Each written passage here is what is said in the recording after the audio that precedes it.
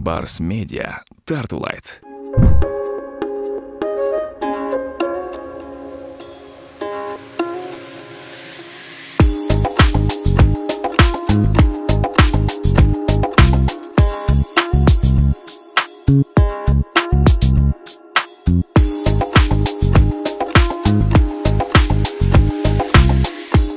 Максаттарым ушул сиздер айтып тургандай билим берүү жана илим тармагында бул саясий эң чоң кызмат болуп эсептелет. Андыктан мен ушул иштеп жаткан учурда колумдан келишинче мамлекетим үчүн, элим үчүн, жерим үчүн кызмат өтөп калгым келет. Андыктан бул учурдан пайдаланып эмне демекчимин? Баягы узун мөөнөт болобу, кыска мөөнөт болобу, бир канча өзгөрүүлөрдү, жаңылыктарды, жаңылаууларды киргизип, ошо менен бирге чечилбей келаткан көйгөйлөрдү чечүүгө багыт алып, иштеп кеткенге аракет кылмакчымын. Карьера боюнча сиз айткандай мен буга чейин дагы саясий кызматта иштеген эмесмин. Бул менин биринчи саясий тепкичим. Бирок мындан ары саясий кызматты улантпоо бул эми убакыт көрсөтөт. Негизги өзүмдүн бараткан багытым бул чыныгы илим тармагы, изилдөөчүлүк тармагы. Андыктан мен өзүмдү кийин кайра эле илим тармагына кайтам деп ойлойм.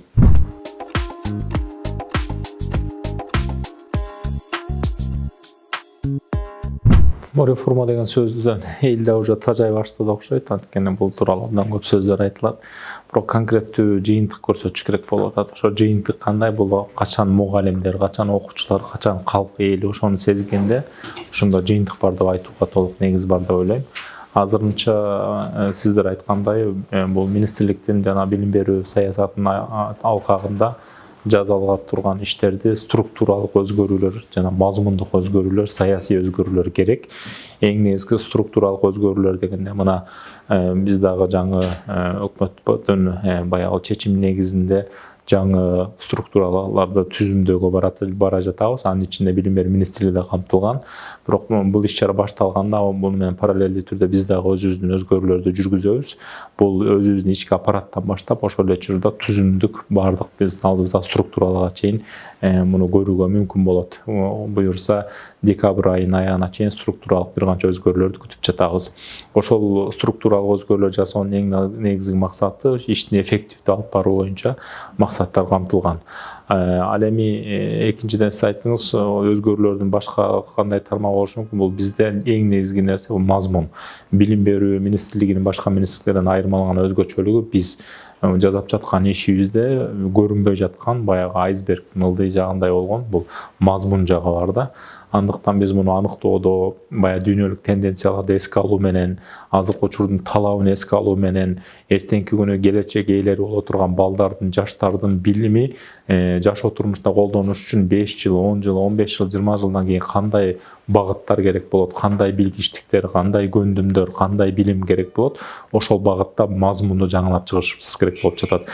Мазмунду жаңылаш менен бирдикте план, программа, стандарттар, стратегия, концепция баардыгы алмашат да. Ошондуктан биз баягы чоң өзгөрүүлөрдүн астында турабыз десек жаңылышпайм. Жакында мисалы буюрса 2020-жылдын декабрына жаңы стратегия бекийт. Билим берүүнүн стратегиясы. Ал стратегияга биргелешкен 10 жылдык концепциясы бекийт. Андан кийин ушул эле декабрь айынын ичинде 5 жылдык билим берүүнүн стандарты бекийт. Анан 2021-жылга ошо предметтик стандарттар, ошого жараша типовой пландарыбыз, окуу программабыз, пландарыбыз ушуну бекийт. Мындайча айтканда 2020-21 келерки 5-10 жылдыктын чоң баягы башталышын белгилей турган өзгөрүүлөр болот мазмун жагынан. Ошол мазмунду элге жеткирүү үчүн технологиялар керек болот. Бул китептер, бул ошол эле учурдагы окуу сабактарын өткөрүүнүн методологиялары сыяктуу өзгөчөлүктөр. Аларды жеткирүү үчүн да жаңы нерселер иштеп чыга баштадык. Эң жөнөкөй мисалы азыр ушу китеп сапатын камсыз кылуу үчүн чоң саясат жүргүзүп, бир окуу китеби деген жаңы мекеме негизделди. Ушул мекеме мындан кийин бирдиктүү китеп басуу саясатынын ички мазмунун аныктайт жана ошого жараша мындан кийин буюрса ошо китеп тармагында көйгөйлөрдү чечебиз деген мисалы иш аракеттин үстүндө иштеп жатабыз. Ошого окшогон бир канча өзгөрүүлөрдү буюрса жакын айларда угуп көрсөтүп баштайбыз.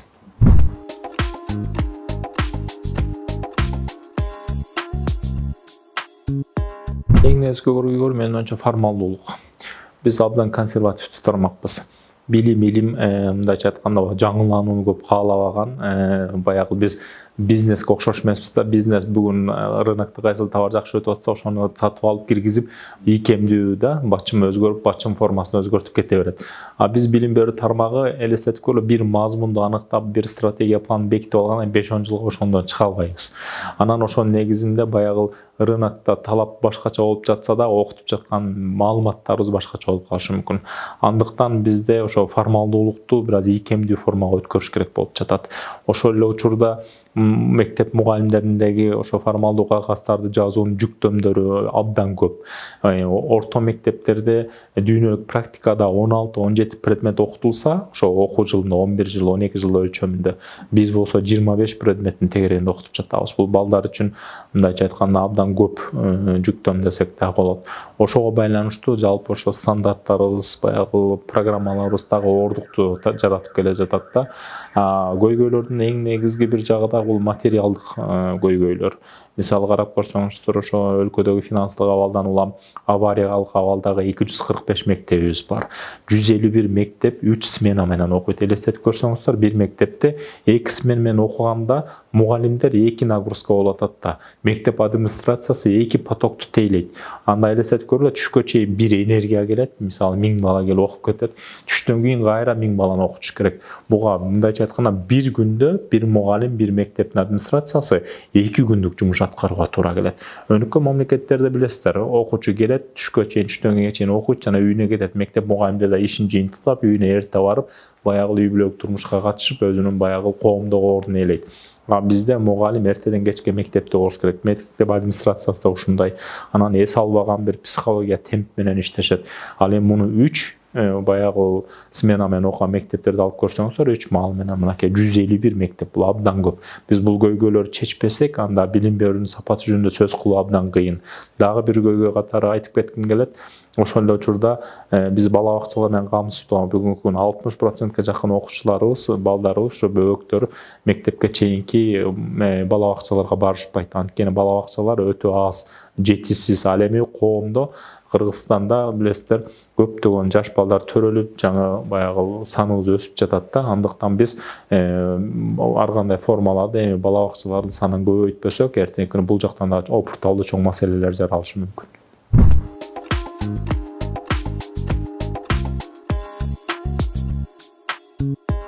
Эң негизги маселе жогоруда белгиледик, ошо статусту белгилөөдө бул мугалимдердин баягы материалдык, моралдык баягы өзүн комфорт сезүүсүн камсыздоо керек. Бул үчүн эмне керек? Билесиздер, айлык акынын төмөндүгү.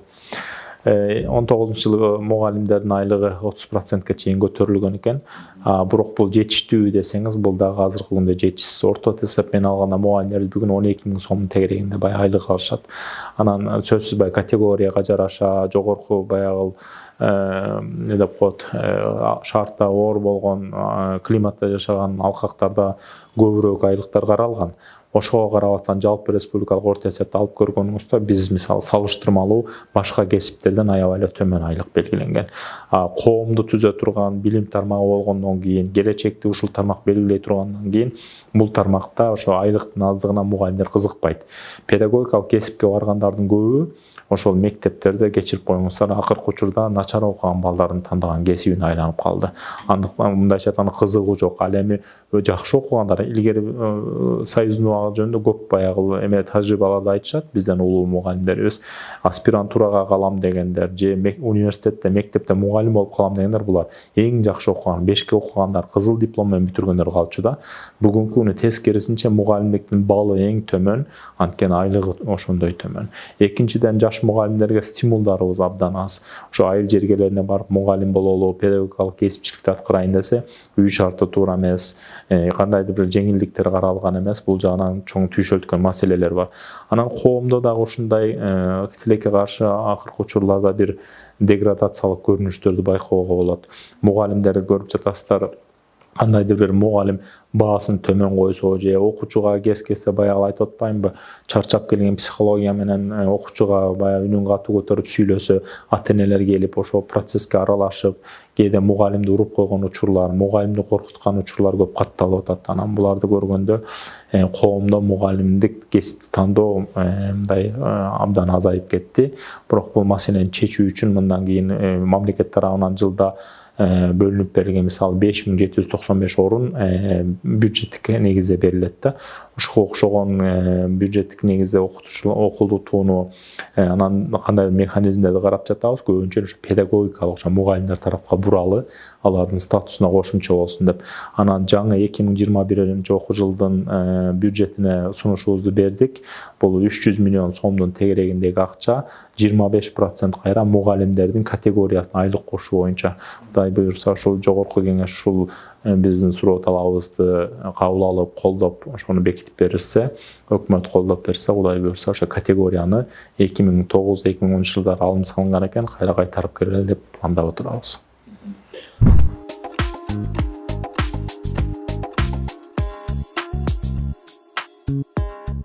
Сиз айткандай борбордогулар сөзсүз түрдө көп маселеден алдыда турушат. Жаңылыктар болгондо, эл аралык проекттер, донорлор, экономикалык баягы механизмдагы борборлордо жакшы уюшкандыктан бул билим берүүгө дагы өзүнүн таасирин тийгизет да. Ошо жаңылыктар региондорго жеткенге чейин кайра бир жаңы пландар, жаңы проекттер ишке ашып кетип, ушундай тилекке каршы региондор менен шаарлардын ортосунда чоң ажырым пайда болуп жатат. Ошол негизде биз бирдиктүү саясат жүргүзүп, баягы эң эле жөнөкөй мисалы ошо сапаттуу китеп окуп иштеп чыккандан баштап, ошо мугалимдердин квалификациясын көтөрүүгө абдан көңүл бурушубуз керек. Айрыкча региондордо мугалимдердин бай квалификациясын көтөрүүгө өзгөчө басым жасайлы деп турабыз. Ошону менен бирге жергиликтүү бийлик буга абдан кызыктар болуш керек. Анткени ар бир жакшы мугалимди алып келүү, өздөрүнүн региондагы мектептердин сапатын көтөрүү үчүн бул бир эле билим берүү министрлигинин саясаты эмес, бул ошол жерде жашаган жергиликтүү бийликтин жана коомчулуктун да кызыкчылыгы болуш керек да. Эң эле жөнөкөй мисал берели. Мисалы Индияны карап көрсөңүздөр, бир эле мектептин директору 10 миң, 15 миң долларга чейин айлык алат экен. Бай жакшы мектептер. Кадимкидей бир футбол командадан экинчи футбол командасына жанагы оюнчуну трансфер кылып аткан сыяктуу эле мектеп директорлорун бири-бирине контракттык негизде ушундай сурашат экен да. Ушундай күчтүү менеджер болгон, билим берүүнүн сапатын катуу көтөргөн директорлорго ушундай талап бар экен. Мектептерде да ошого жараша механизмдер түзүлгөн экен да. Балким биз да бүгүнкү күнү ошо ар бир жергиликтүү бийлик, ар бир коомчулук өзүнүн айылындагы, өзүнүн шаарындагы, районундагы мектеп директорлоруна туура саясат жүргүзүш керек. Андыктан биз дагы ошо жаңы механизмдерди иштеп чыгып атабыз. Ошо районолорду, гаранолорду мектеп директорлорун баалоо, аккредитациялоо боюнча жакында Кудай буюрса 3-4 чейректен баштап ушундай бир өзгөрүүлөр башталат, текшерүүлөр. Ошонун негизинде мындай дагы жаш креативдүү ошо региондордогу мектептердин деңгээлин көтөргөнгө тажрыйбасы бар инсандарды тандап, ошол боюнча саясат жүргүзөбүз деген үмүттөбүз.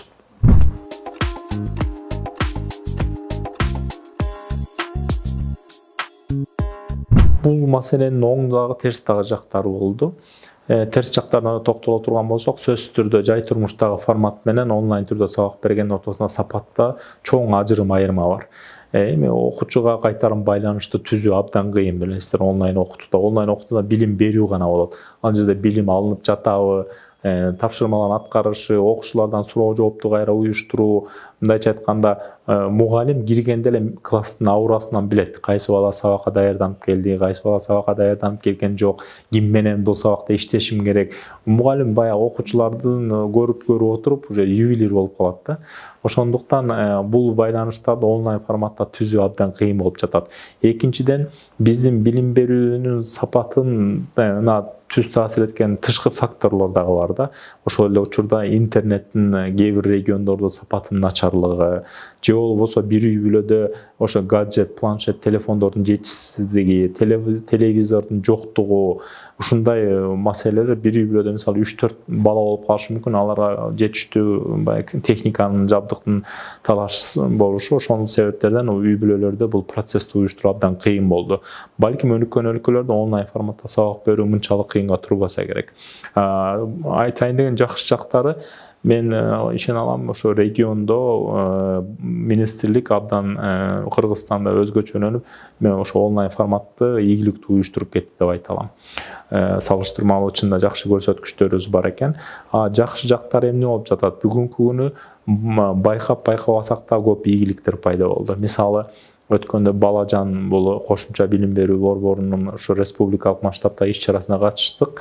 Апрель айынан бери $451 чыккан экен. Ошо долбоорлордун максаты мындай: санарип мугалимдин чыгармачылыгы тууралуу экен.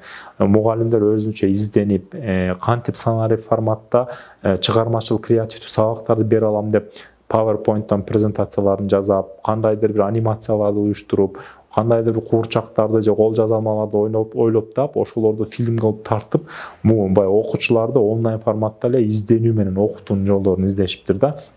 Көрүп жатасыздар, мугалимдерде бир изденүү пайда болду. Экинчиден, коомдун пандемия учурунда digital skills деп коебуз, бул санарип билими жогорулады. Баарыбыз тең Zoom'ду колдонгонду үйрөндүк, WhatsApp'ты үйрөндүк. Мындайча айтканда, кары жашта ушул техниканы өздөштүрдүк. Мугалимдерибиздин бир тобу ушул онлайн форматта сабак өтүү, компьютер техникасын колдонуунун жолдорун үйрөнүп, бир жеңилдиктер пайда болду.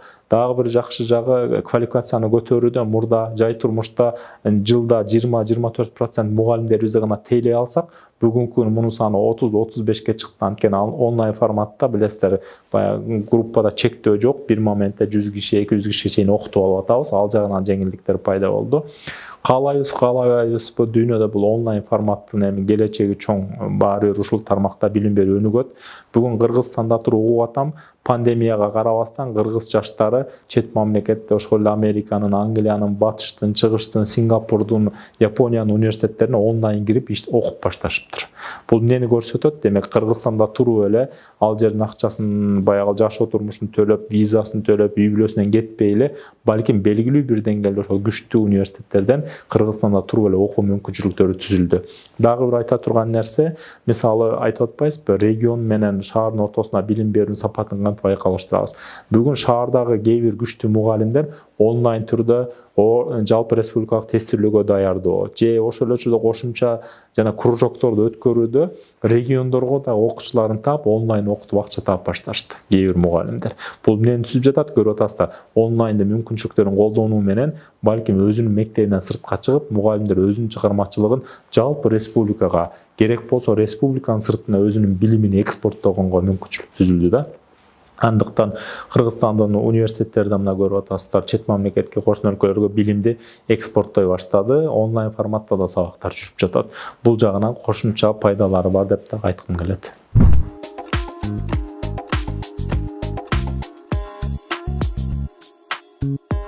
Эң эле жөнөкөй мисалы, биз жылда эл аралык көрсөткүч боюнча 1%дан жылына сапатты көтөрчү экенбиз. Бул 23% менен турганбыз биз бүгүн дүйнөлүк салыштырмада.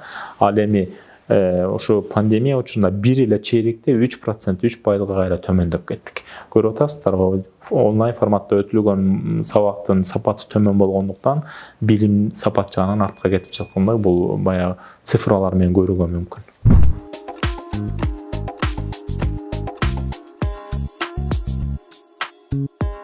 Толуккандуу мектеп мындай болду. Азыр биз жергиликтүү бийликтин уруксаты менен жана жергиликтүү деңгээлдеги айыл региондордогу санэпидемдердин уруксаты менен ачууга ушундай алгоритм иштеп чыктык. Мисалы, ковидте ситуация жакшы болгон айылдар, райондор ача берсин. Ал эми ситуация кыйын болуп турган жерлер ачпай чектелип туралы деген ар кандай мындай дифференциалдуу метод менен ачып баштадык. Бүгүнкү күнү 1487 мектеп ачылып окуп жатат, бирок булардын баары толук кандуу эмес. Кээ бир мектептер 1-класстан 6-класска чейин, кээ бир мектептер 1-ден 6-га чейин жана 9-11 класстар окуп жатат, анткени алар сынак тапшырышат.